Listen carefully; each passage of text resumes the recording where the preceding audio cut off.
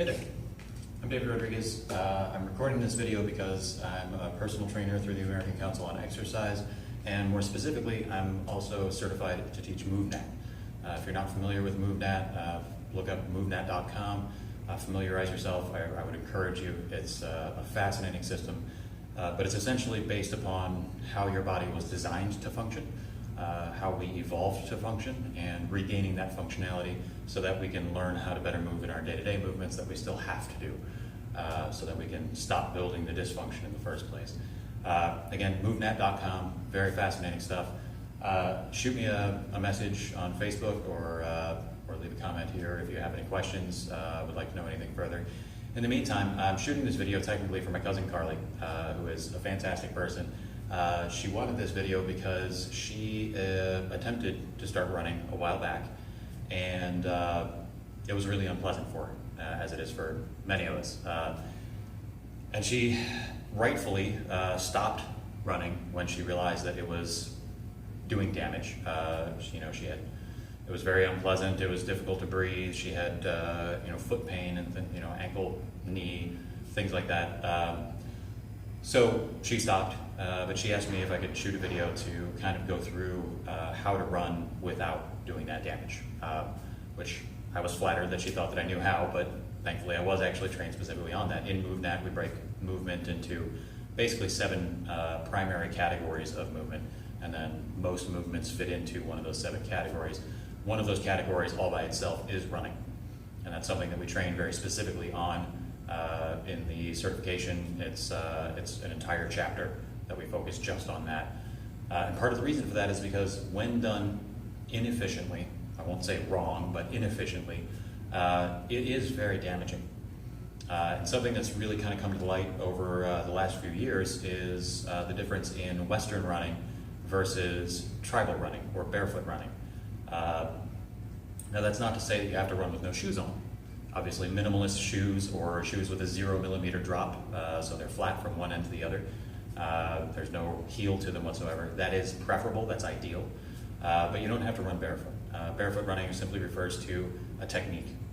That technique is covered in the book Born to Run by Chris McDougall, who is a heck of a character, fascinating guy.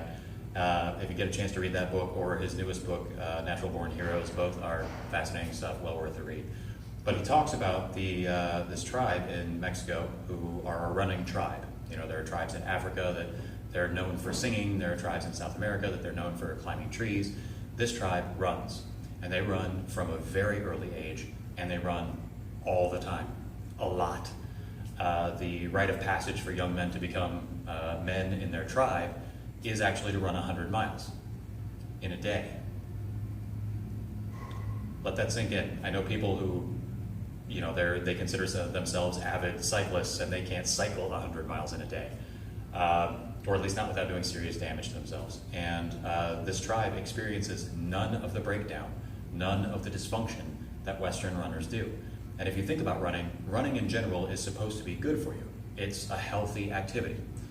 So riddle me this. Why is it that Western runners, ultra runners, marathon runners, people like this, people who avidly run, have a maximum of about 20 years of that in them before they need hip replacements?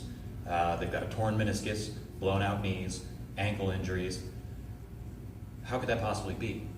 I mean, we know that yoga is good for you, and if you do yoga for 20 years, you're in better shape than anyone else your age. You look 10 years younger than anyone else you know. That's the way fitness ought to be. If it's good for you and if it's being done right, it should, if not reverse aging, it should stave off the effects of aging. And in the case of most Western runners, unfortunately, it's aging us prematurely. It's causing damage.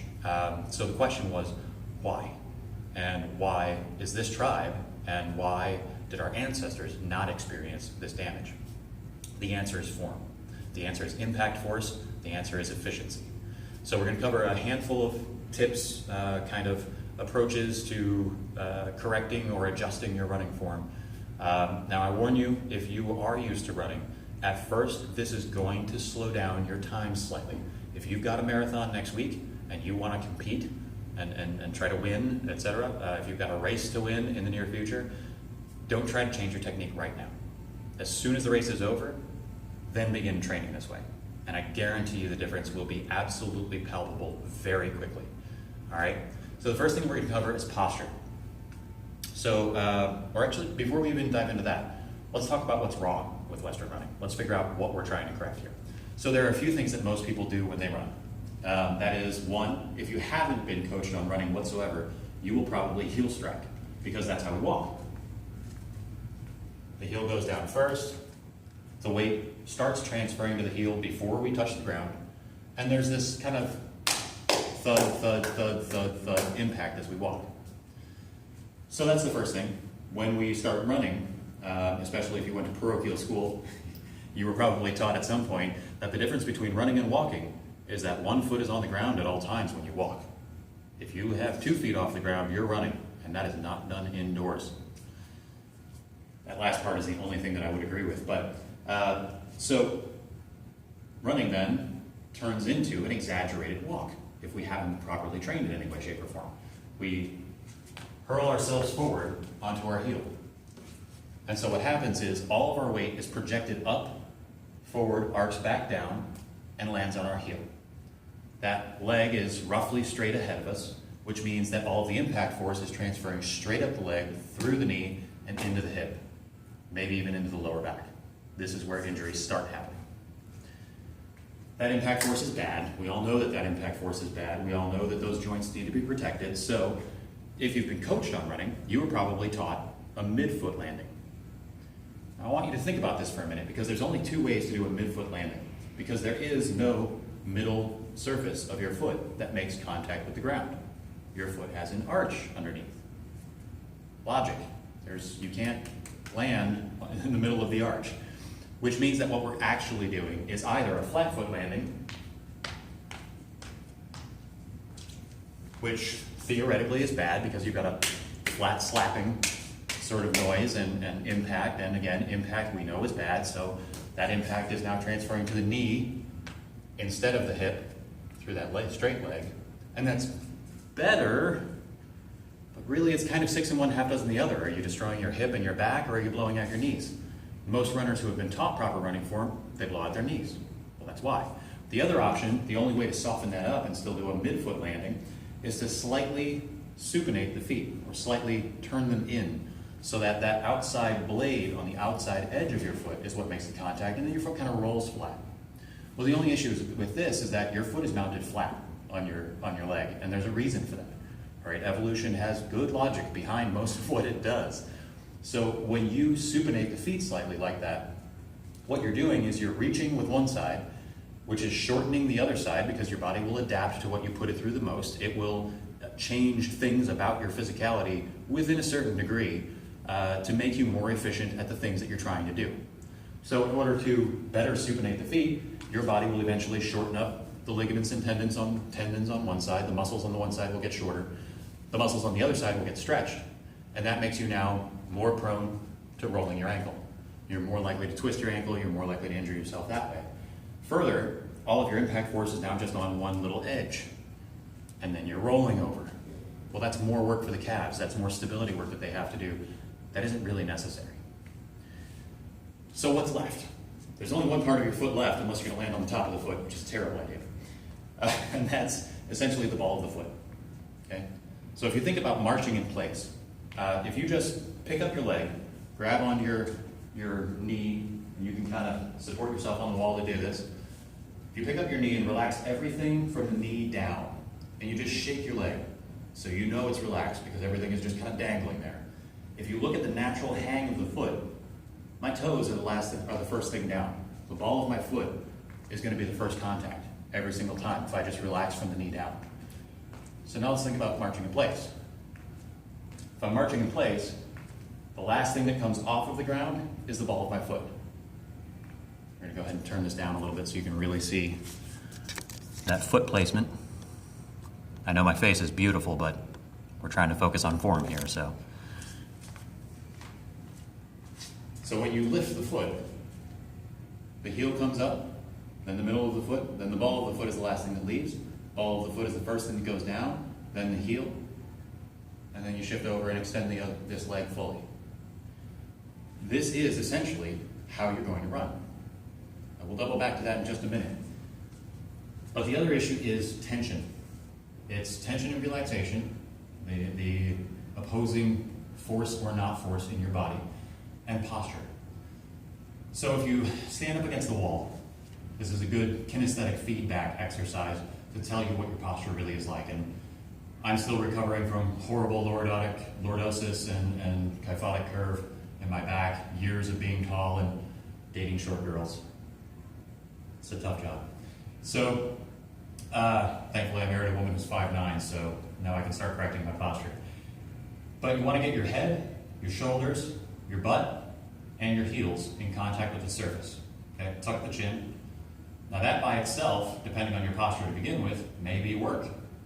You want to start practicing this. You want to start working on this because this is better for you in general. This stacks all of your weight in a straight line on your spine. It's not twerking the spine one direction or another, and it's not forcing muscles to engage that don't need it. At first you will be, because those muscles are used to, they're adapted to you being out of position.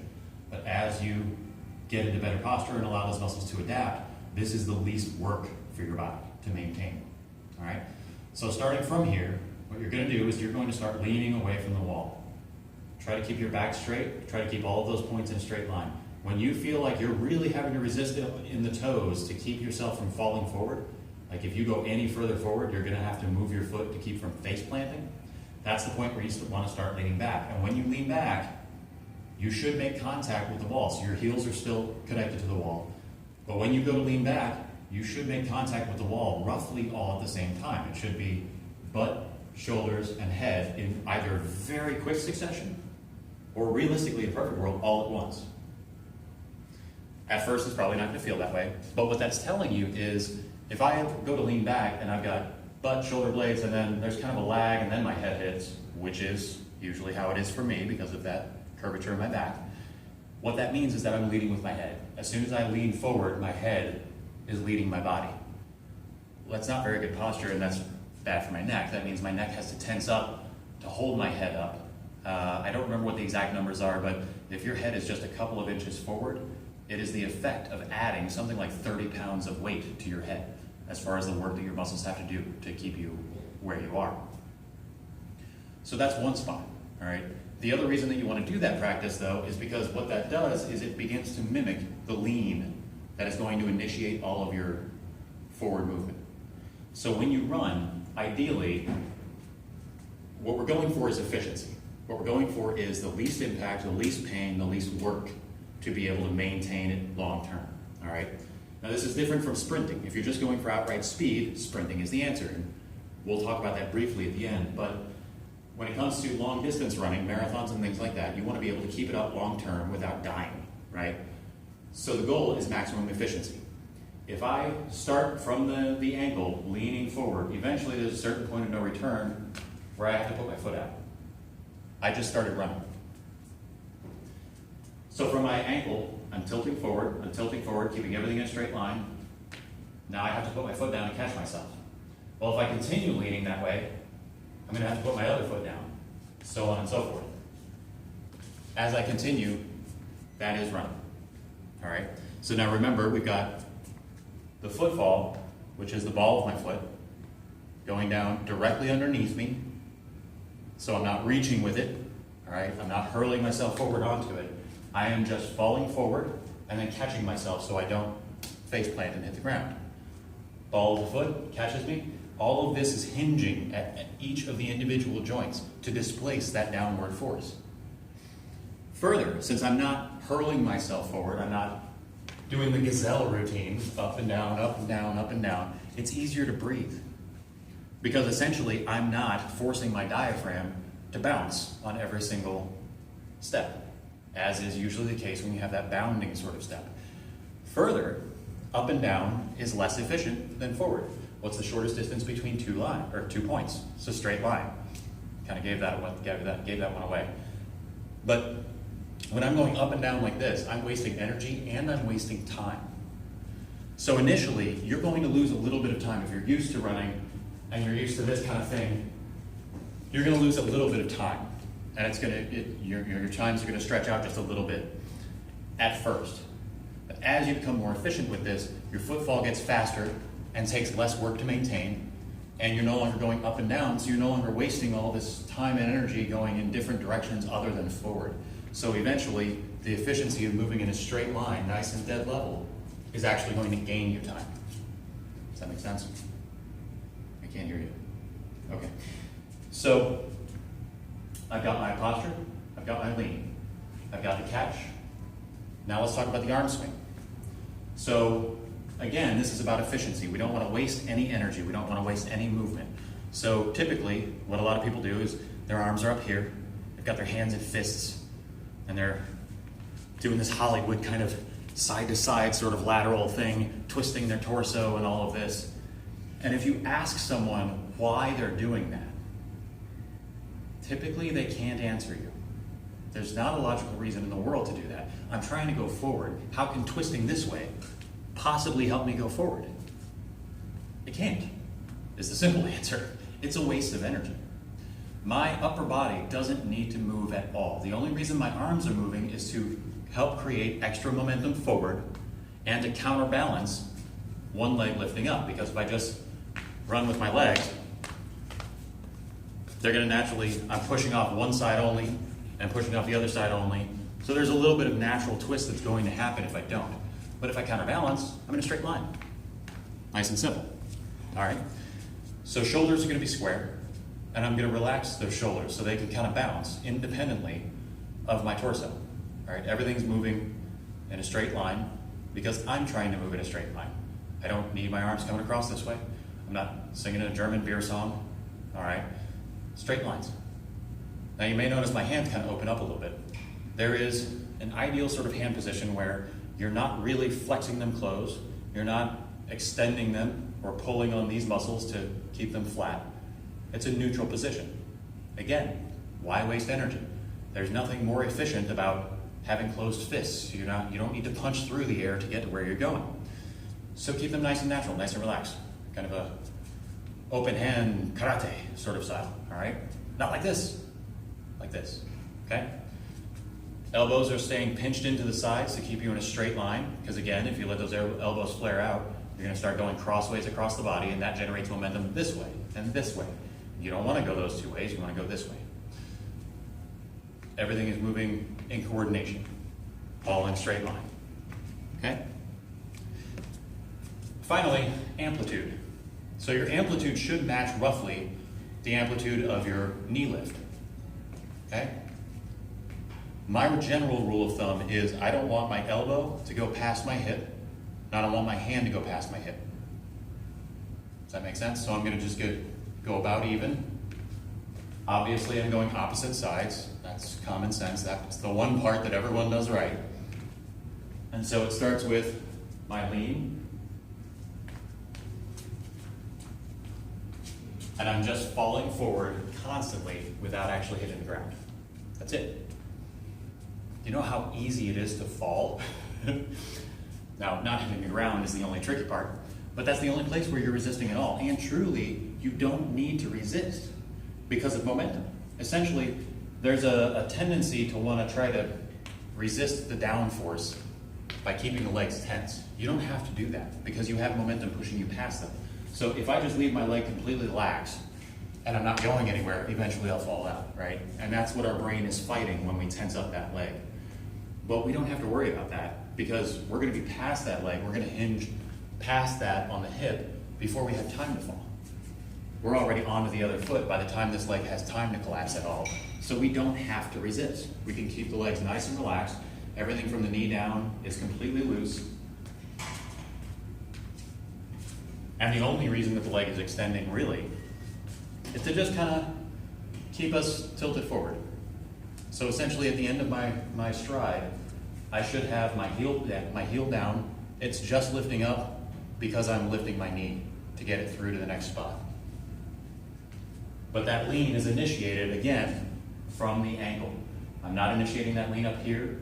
I'm in a straight line from shoulder, hip, heel. Everything is in a straight line. And it's just a lean. Now again, if I'm doing that correctly, I'm just moving in a straight line. I'm not up and down, okay? Because I'm not pushing off with the back leg, so there's no way for me to go up. I'm just keeping myself from falling down. That's it. There's no impact there. And if you notice, the easiest way to really judge, am I doing this correctly, as far as the impact forces go, listen. Take shoes. Again, I prefer, if you've got a flat shoe, a flat 0 millimeter drop, it should be designed for physical activity. Don't just use a ballet flat or something like that. But you want to go out to where you've got asphalt or concrete or something that has no give, something that's not going to cushion your impact whatsoever. Because you want the fascia system, the connective tissue in your body, and the natural order of your joints to displace all of that force so there isn't any impact. What a lot of people don't think about is that sound is the result of impact. It's the result of transfer of force, at least in the case of the slapping noise that you make when you're bouncing or when you're running. So